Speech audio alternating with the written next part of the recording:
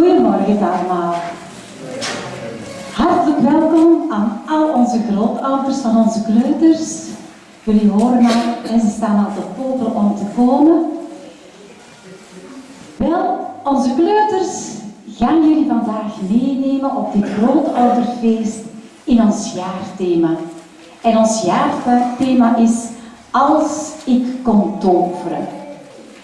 Nu, de boekjes die op de stoelen daar liggen, daar kunnen jullie in mee volgen welke klassen er in volgorde gaan komen. En dan kunnen jullie ook zien wanneer jullie kleinkinderen aan bod komen, want de namen staan er ook in.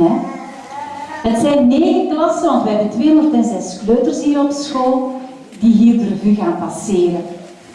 Dus ik denk dat ik ze maar niet meer langer ga staan wachten, want ze worden een beetje ongeduldig. Dus we gaan eraan beginnen. En ik hoop dat jullie ervan gaan genieten.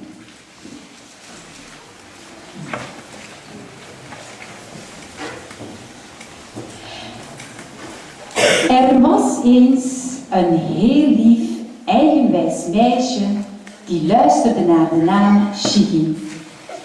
Shiggy heeft rode haren en een gezichtje vol met sproetjes. Ze woont samen met haar trouwe viervoeter Dox in Toverland.